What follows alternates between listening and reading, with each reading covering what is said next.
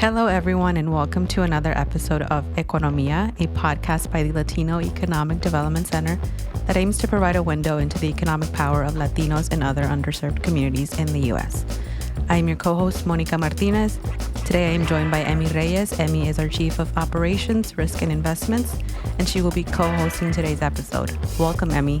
Morning. Happy to be here. Today, we are interviewing one of the most successful Latina entrepreneurs in the DC region, Daniella Senior. Daniella is the CEO and founder of the Colada Shop in Serenata and Zumo. She is also a partner at Bresca. Daniella has been an LEDC client since 2019, and so we wanted to bring her on and have her share her story with you. Daniella, welcome to the podcast. Thank you so much for having me. I'm very, very excited to be here with you today. Daniella, thank you so much for being here. Before we jump into your entrepreneurial journey, let's talk about you. Tell us a bit about where you are from. Well, I was born and raised in Dominican Republic. All my family's there.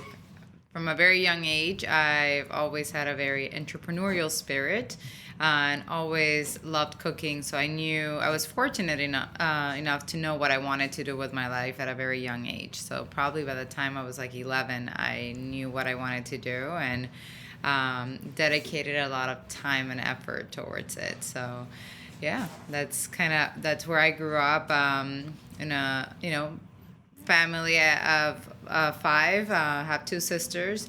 And yeah, it's like I loved growing up in Dominican Republic, but I always had a bigger dream, and I always wanted to make sure that I was getting the best education that I could, and I had a dream to come to the U.S. to get those goals accomplished.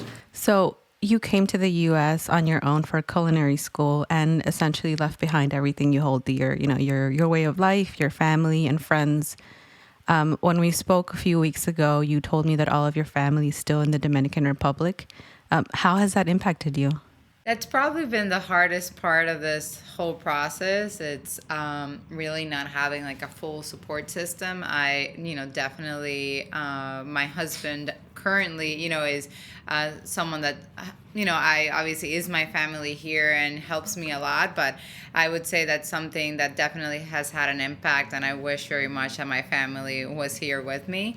I'm fortunate that I can go usually a couple times a year and see them, and sometimes they come see me as well. So, but it's definitely a completely different lifestyle than what I'm used to or what I grew up with. At this point, I've been here like over 15 years, so I think I'm acclimated by this point, but nonetheless it's still you miss your customs, your people, your food. So that's always something in transition, and that I hold very dear to my heart. But I've always wanted to make them proud, and I think that has always been something that keeps me going and just pushing myself. Now, you mentioned this earlier, but you actually had the entrepreneurship bug from a very young age. You launched your first business at the age of 13. Can you tell us a bit more about that? I did. I came up with a dessert catering company. It was called Baked Specially for You. And I was always, even younger than that, I was always like doing little like paleteros and like just whatever I could do, like selling stickers. I don't know. I always had that bug from an even younger age than that. But at that point, I had been baking for a while. I love cooking. And I remember asking my mom for some seed money. I'm like, hey, Mom, I promise I'm going to pay you back. She always has supported me through, like, even at that point, through my I guess, aspirations. I'm like, I'm going to order some things. I'm going to start this business. And she did. And I basically ordered all these like boxes, and I designed my own brochure and logo and did this little stickers. And I basically bought all these like Petit Four boxes, and I did about 130 of them, I remember, and had like a little sticker with my logo and my number. At the time, I guess, I don't know, it wasn't so technological, especially back in DR. So I basically baked little samples of the desserts that I was doing, rolled up my little brochure and went out and gave them to everyone like I knew. Like I went to my mom's job and gave her to her coworkers, my neighbors, my aunts and uncles and their neighbors. Like I basically, everyone that I could like figure out, I gave them one of these sample boxes. And next day the phone started ringing, and like that's really how it happened. And it kind of grew beyond my wildest dreams at that point. And like in a matter of months, I actually had 6 employees to just be able to keep up. I was like catering weddings, desserts. Like it was, I was doing desserts for companies as gifts. So like very, very big orders. And especially, out of a home kitchen at the time, which, I had to like buy a supplemental oven. I paid my mom back as I promised her. And actually, with that business that I had for a few years, I was able to pay for the majority of my college. So that was like, it was something that I really wanted to do. It was also pretty expensive, and being an immigrant, you don't really get the same aid opportunities in school here as you're a citizen. So that was very important to me. So I would bake before going to school. My school thankfully was a bit flexible. They knew like I had all this going on, so at times it would let me kind of leave early, and then I would like continue baking through the afternoon and like finishing. So yeah, it was fun. I honestly, I still hold those memories very, very dear. I like at the time my sister was like 6 years old, and I remember having her like make like little balls. Like it's just everyone in my family like still talks about it. My mom is like, yes, when you basically destroyed my kitchen, but but besides that, it's both sides. But it's it was fun. It was fun. And I think it definitely prepared me and gave me a foundation to start my own business here as well, I mean, that sounds like so many Latino stories, right? Like it's always a family affair when a business is starting out, and you get the children and the parents, like everyone's involved in every stage of the growth of the business. Oh, yeah. Like my parents were definitely like delivery drivers, whatever it took. My mom's not one too much for the kitchen. That's probably why I started cooking. I think it skipped a generation. I got it from my grandmother. But it was definitely very much a family affair to start. Oh, I relate to that. I like grew up being the hostess at my parents' restaurant all of my childhood. And so you'd think I'd be a little bit more outgoing, but I'm still quite shy and definitely did not get too close to the kitchen. But still had that sort of love affair with the food industry. So we'd love to hear a little bit more about sort of you go to culinary school. How did you land in DC and, the different concepts that you've constructed throughout the city? Sure. I landed in DC as manager in training for the Four Seasons Hotel. So that was kind of my first job out of school. And quite honestly, I hated it. It was very traumatic when I moved here because I moved to DC. Like, it was at the time even way different than New York where I was, and I also had more people that I could relate to in New York than in DC, more of my food, more of my culture. But made a decision to move here for that job, and it was my first time working in a hotel, and I really didn't like it. I'm very autonomous, and I like making decisions. If I see something that's not working right, I like to fix it. So like very big corporate conglomerates were not my thing, again, because I'm very much entrepreneurial. Like it's not right, let's fix it. I really lack the patience for being like, well, it has to go through 70,000 departments before this decision can be made. So I moved on from that job actually fairly quickly. And it was a very hard decision because, in my mind, it was like, oh my God, I'm working at the Four Seasons, one of like the premier hotels in the world. And in DC being such a important market for them, and it was just like, in paper it seemed like everything I wanted, but in reality it was everything I did not, right? And I struggled with that decision a lot, but I definitely think it was ultimately the right one. And then basically ended up working with Chef Jose Andres for a number of years, and that was definitely some very, very important for my career and my development, because it was a company that, well, it has evolved a lot, but at the time it was definitely, they valued very, very much you bringing and pushing the limits. They really wanted you to be very creative, think outside the box. How are we thinking different from everyone else? And like, my opinion mattered, right? And that's really what I wanted from the place that I was working. It was like, I'm spending so much time, as you know, hospitality is an industry that's very time consuming and demanding, and it's just like, working 16 hours a day, 6 days a week, 7 at times in a place, like, you want to make sure that what you are bringing to the table, you're contributing something, you're making a difference. And so I grew with that company a lot, and Chef Jose still is like one of my mentors to this day, and he, like, we chat sometimes, and that's also something that's been very important in my career, is just mentors. So anyways, at some point it was like, I really had that bug of entrepreneurship that was really kind of kept calling me, hey, Daniela, where you're at, right? Like, I had my dreams from a very young age, and I felt that I had really learned in different restaurants, different environments, opened a number of restaurants, that it was time. It was time to kind of put my dreams in place, and also something that I had seen through my experience here. I really ultimately wanted to change the narrative for Latino restaurants and concepts. Like, what I found here were a lot of hole in the walls, which were absolutely delicious, but not necessarily respected, or people willing to pay really what that food was worth, right? And I really wanted to create spaces that ultimately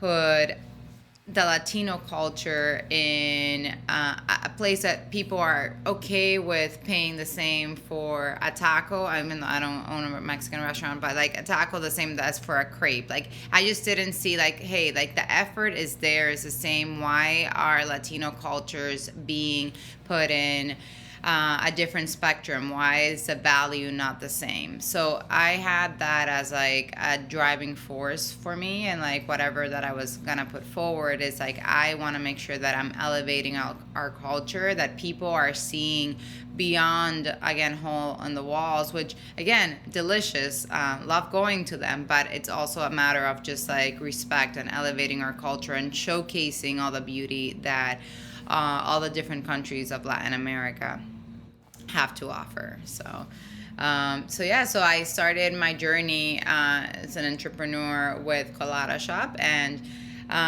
with that, I had my business partner, Juan Coronado, and also Mario Monti. And, Cuba was, a lot of people ask me, why Cuba if you're from Dominican Republic? Well, one of my grandmothers was Cuban, so I have that as well. But it really kind of, and my best friend, who's our food director, he is half Cuban. But it also seemed like the perfect country from a mystique standpoint, from a cocktail standpoint that also had represented a lot of my career, where we can really put it all together and showcase it in a way that was beautiful, delicious, showcase a hospitality component, and that we kind of would all be able to merge nicely. So that's how we started, and actually that was, we opened the doors to Colada Shop 5 years ago next week, actually. So coming up. Congratulations. Yeah, thank congrats. you on 5 years. So that's very, very exciting. Yeah. Wow, that's so exciting. Yes. And so I've been fortunate enough to visit all of your establishments during the pandemic. Bresca was the last one remaining, so I'm glad to have checked that one off the box. But you and I actually met a couple years ago when you were preparing to open Serenata and Zumo. But I know that before that, you've actually worked with LEDC as a mentor for our Empowered Women International program. So I'd love to learn a little bit sort of how that transition was for you to going from sort of mentor and then working with LEDC as a client. Yeah.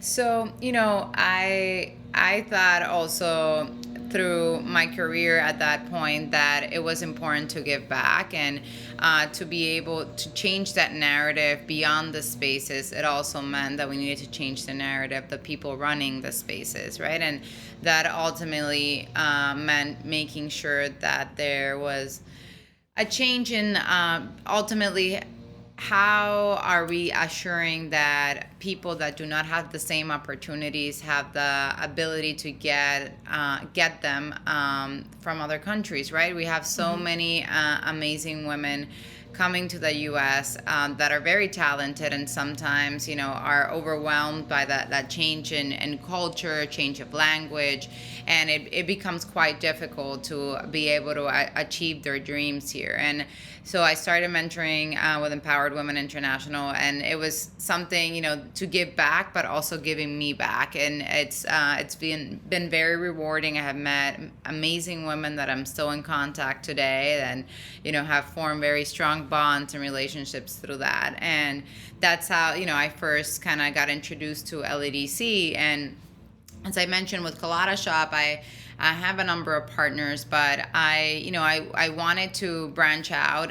Colada Shop initially was supposed to be a bar. It was going to be called La Obra, and then it was a speakeasy, and Colada Shop was actually the cover for the speakeasy and like the little cafe above. So I still had that dream of that bar, and as I mentioned, from the culinary world, then I transitioned a little bit into very much beverage heavy, and bars and cocktails as something I'm very passionate about, and wine. So I wanted to open this bar, and this one I wanted more to do it kind of with not so many partners, and that also meant that the access to funding was very challenging. Even though I had already had a couple businesses, it's when you're talking for a high risk business as a bar or a restaurant, and you're a woman, people are still like, I don't know about this. And I actually at the time learned from a friend, just like, hey, you're doing Empower Women International, that's like basically funded by LEDC, and they help out small businesses, and they would love to talk to you. And that's how we met. I mean, I remember very much you came over to Colada, and we sat down, and to me that was such an instrumental piece that to be able to honestly fulfill that dream. And it's the process was fairly quick. It didn't take that long, and very, very flexible. You guys were incredibly understanding, and the story and the narrative, I think that's something that has to be, that is crucial a point here. Like when you go to a bank, it's so overwhelming. They're very how I like to call it squared, right? Like they don't care really about the story. They don't understand the path, or this decision had to be made, and that's why our cash flow is not the greatest. But there is a reasoning behind it, and you can explain through where your business is at and have you grown or not. And I think that was very, very important for us. And honestly, how we made Serenata happen was all thanks to LEDC and the funding that we got through you guys. So that I am forever grateful for, because not only has that given me the opportunity to open a bar, but also with that I've employed so many other women and supported them, and actually one of the chefs that I met at Empowered Women International became the chef at Serenata, and now she's opening her own business, Mita, and like we've helped like that through the process. So like it goes beyond me and my bar. I always try to like make sure that I'm also helping and giving back to others, and so that's amazing. That has been awesome. As we know, COVID-19 was particularly detrimental to minority-owned businesses, and even more so for minority women-owned businesses. How did COVID-19 impact yours? Wow, how did it not? That's more like it really, to add to your list, I think hospitality in general got like tremendously impacted. At times we, were forced by governmental mandates to close our doors, to not allow people in, and places like Serenata being a bar, that was very, very challenging to navigate.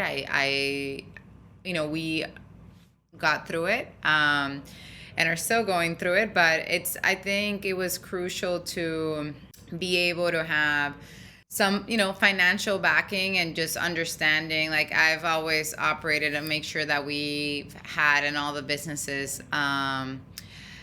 Murphy's Law money, how I call it, just in case, because, if everything always went how it was supposed to, like, a lot of more people would be in business. So, and I think sometimes you just need to be able to have that extra cash in the bank. So that has always been something has been important to me in running my businesses, to make sure that we have that capital set aside, and to give us time to kind of think on our feet. And I think that was very instrumental through this process. But we had to think quick, and we did, and did things like we were one of the first people at Serenata to introduce like cocktail classes, virtual cocktail classes, and kits, and to go alcohol component. Same with Colada Shop, we did a lot of to go and packages, and start, the main thing for me is like I want to make sure that we still remain engaged with the people and our communities that have supported us throughout. So like doing a series of activations that were providing food to them, but also providing obviously service and keeping our people employed, which to me was the most important part of it. Like I, in a way, got lucky that we were about to open our second store right when at the wharf when the pandemic hit,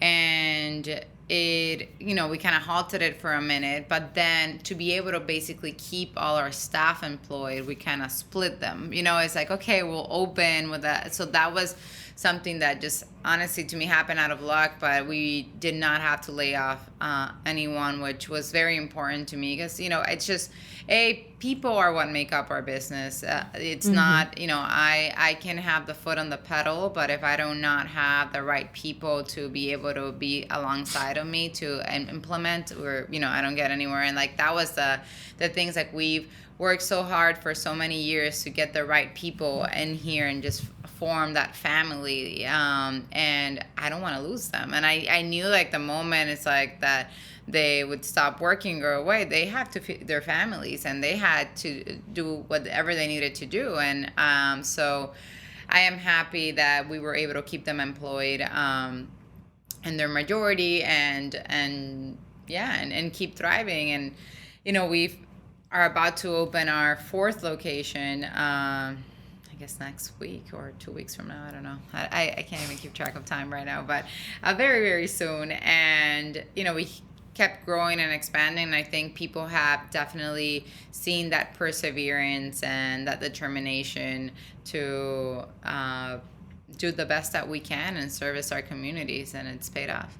I've been in awe of everything that you've accomplished during the pandemic. I used to joke during staff calls because they were Friday mornings, and my Friday afternoons was the cocktail class with AJ.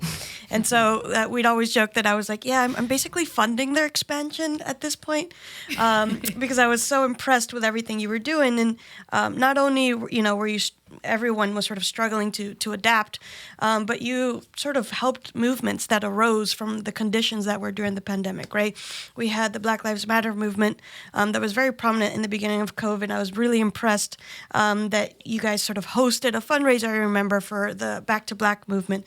And so I was like, not only are they remaining open and opening more locations, but they're finding time to sort of use their presence and their space to promote and support the activism that arose throughout the city.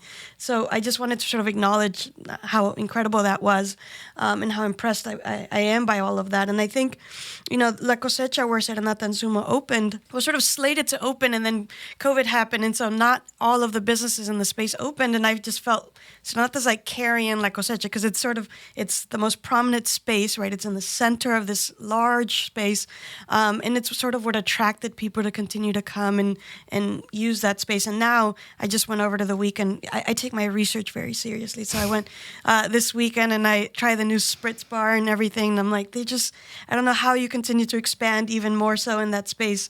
And so one of the things, I know you opened the Wharf. The Potomac location looks absolutely beautiful. I haven't quite made it there yet. And I know that you're about to open another location. And so, and you sort of alluded to this earlier, but I'm curious to know a little bit more about how you choose your locations, right? Because they're not traditionally where people would think to go open a new spot. And I know you're now expanding in Virginia. And as businesses, owners try to open, I think it's very important to really look at the markets that you're looking to attract and sort of why. So yes, I think that's essentially my question is, how do you choose where to go next? Sure.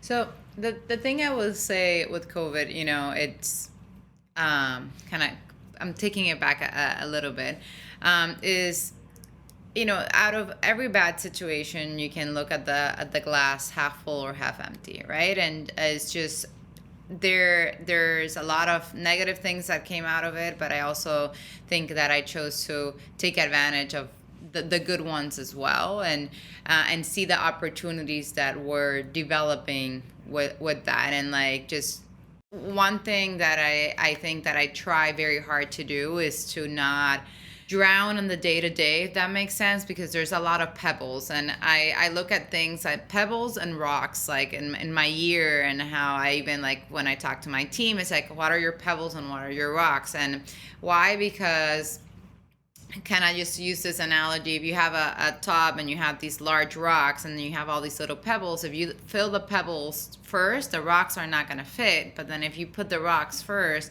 and you fill the pebbles, they'll find their way through the cracks, and then everything fits, right?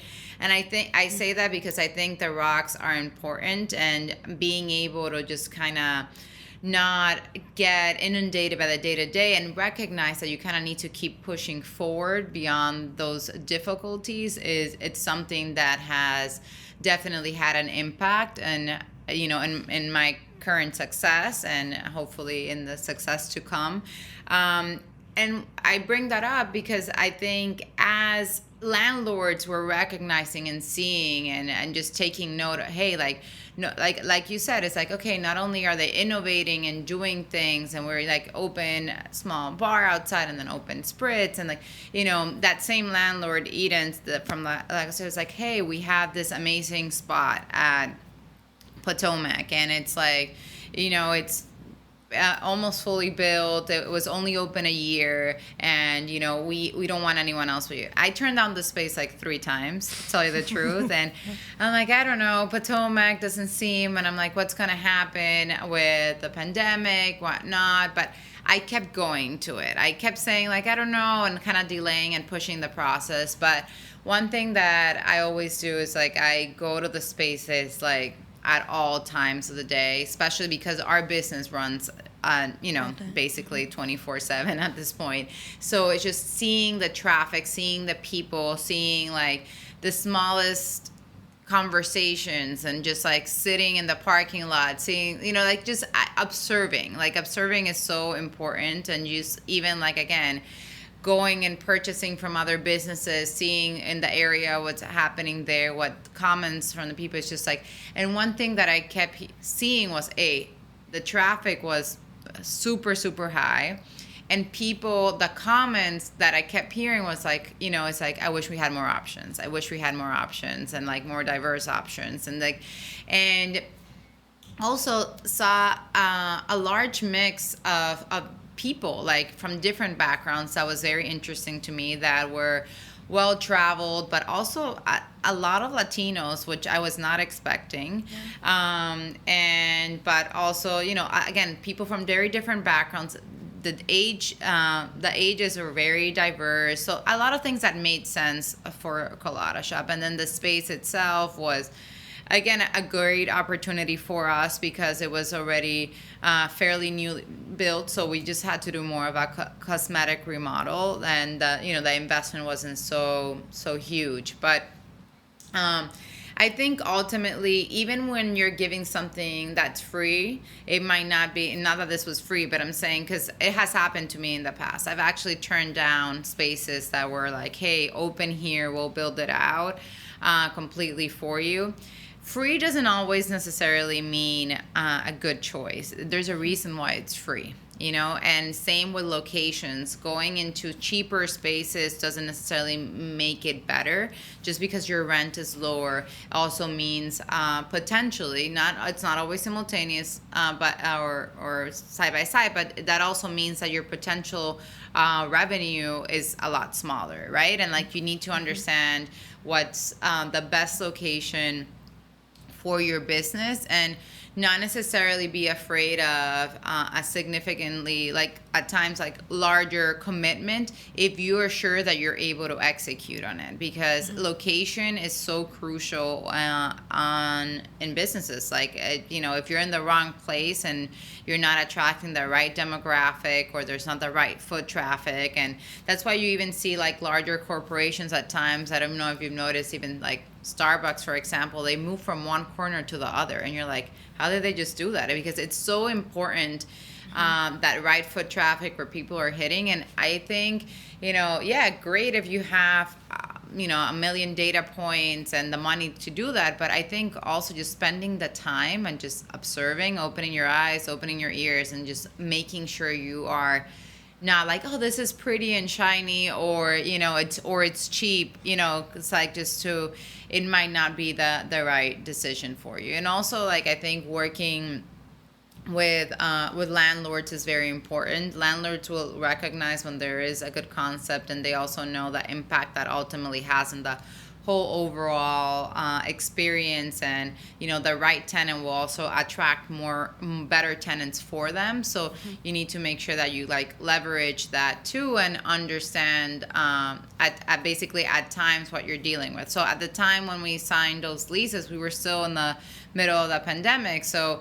it was like, I need to have some securities built into this for at least the next 18 months to make sure that we, like, if we go into full lockdown again, that we're protected. So just don't be afraid to like ask for what's right. And I think a lot of people tend to not push enough back, because it's like, oh, it's such a large company, well, this is what they gave me. It's like, no, you need to make sure that you're making the right decision for your business, because ultimately you're a very small part of theirs. Well, for you it means everything, right? So just make sure that you understand very well what your business needs, the foot traffic, and make your locations decisions based on that. I think that's like very valuable information for entrepreneurs, especially as they're growing and expanding. I know a couple of weeks ago, I called you and I was like, or I sent you an email and I was like, Daniella, we have the funding again for restaurants that are growing and expanding. Do you know any business owners that are looking to expand in DC? And I'm amazed that you're in the middle of all these openings, and like within 4 hours, you had connected me with like a number of other business owners. And it's been some great conversations with them. And I know one of them, for example, Gran Cata, is also expanding in Virginia.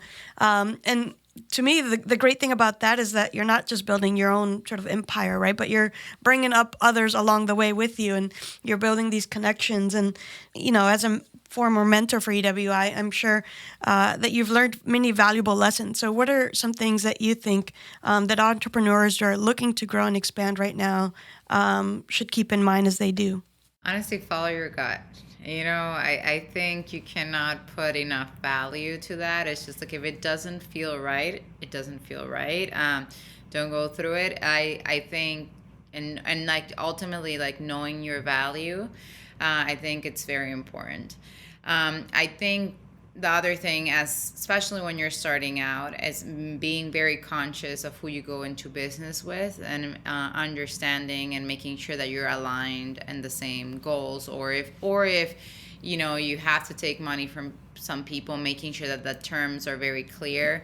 One thing that, as helping other people, I've noticed is there's just a lot up in the air. At times it's just like, oh yeah, we kind of talked about it and things are not in writing. And I think though that's a very slippery slope to go down. And it's just like, you want to make sure that, yes, you need to get what you need to get to be able to open your business, but make sure that the terms are very clear. So when there is an upside, because if you're going to give it your all, there will be an upside, that things don't go south then. Because I've seen that a bit. It's just like when things finally start taking off and then people start seeing a little bit of cash flow, then there starts to be, potentially some disagreements and things of that nature. So I think it's just very important to have your affairs in order and just very clear documents that state what everyone is doing and so forth. So I think being as clear as possible in that regards. And yeah, but it's, to me, it's just perseverance.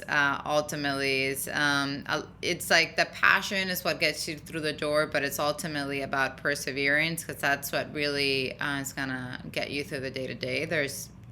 Being an entrepreneur is a roller coaster. That is, we have great days and really bad ones, and you have to hold yourself up, and that is probably the most challenging part. Is like you're not dependent on like turning your head at times like, oh, who do I ask? It's just like you kind of have to. You have, yeah, and and at times you're having also very hard days, and you have a team that you have to kind of like uplift and not let them see that. It's just like, okay, it's gonna be okay when it's like through the pandemic, for example, where it's like, I have no idea what tomorrow's gonna bring, but we're gonna get through today and then tomorrow, and like just take it a day at a time, and making sure that you're, because it's all about the people. It's like, again, building. And you mentioned, helping others. And I think it's ultimately, I did not get here alone. I got here for a number of reasons, an amazing team, but also an amazing community of people, and I think making sure that we're uplifting others along the way and is incredibly important. Not only for what I want to leave behind as my legacy, but also just in building a more diverse business community, which is part of my goals. And it's making sure that when opportunities are there, that we're not like, well, let me not tell them so they don't get to. No, it's just like, even if people are competitors, it doesn't matter. It's like we can all shine together. Just make sure that you keep pushing it. It's just don't settle. So Daniela, what you've accomplished so far is pretty inspiring. Let me ask you this. How are you able to manage all of these businesses? I don't sleep, but or very little, not gonna lie. No, honestly, just my team. It's the one thing I'll keep saying is just building the team is, as you're expanding, is very, very crucial, and having people that you trust, that know how you think. It's very, very important to be able to grow your business, because I can't be obviously everywhere at once, especially right now, like being in 3 different states and like having all over, that there's not enough hours in the day. So it's making sure that you have people that you trust, and are there in all your places. So like you mentioned AJ Emmy at Serenata, like Emmy is like my right hand.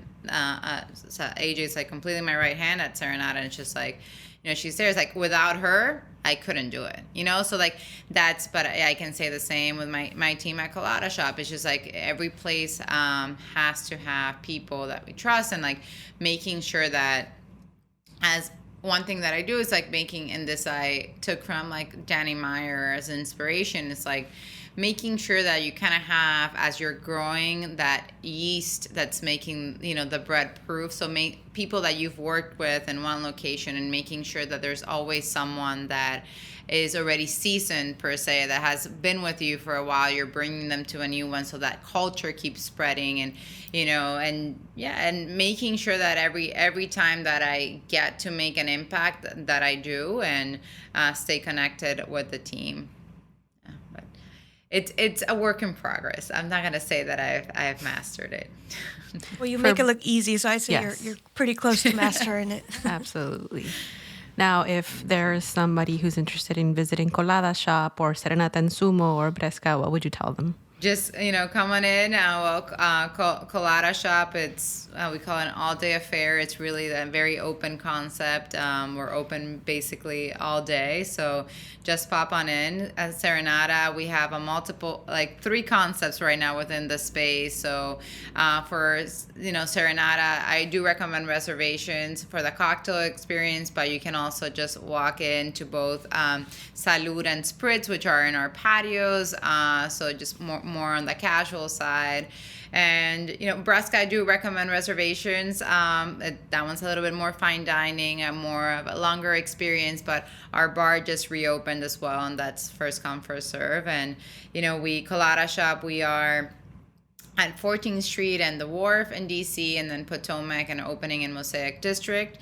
And Serenata, we are in the Union Market District at La Cosecha Market, and Bresca's in 14th Street. So look forward to seeing you there. That's hopefully we catch each other. Yeah. Well, Daniela, thank you so much for coming on here and sharing your story. For those of you who are listening or watching, please do yourself a favor and stop by either Bresca, Colada Shop, or Serenata and Zumo and try some of the amazing dishes and cocktails they have to offer. I definitely recommend the Good For You Mojito. It's especially good after some not so great Good For You mojitos. But if you'd like to learn more about LEDC and the finance and products that we have available, please visit us at ledcmetro.org/small business. We would also love to hear what you thought about today's episode. If you have time, please head over to ledcmetro.org/podcast survey and let us know what you think. Until next time, thank you.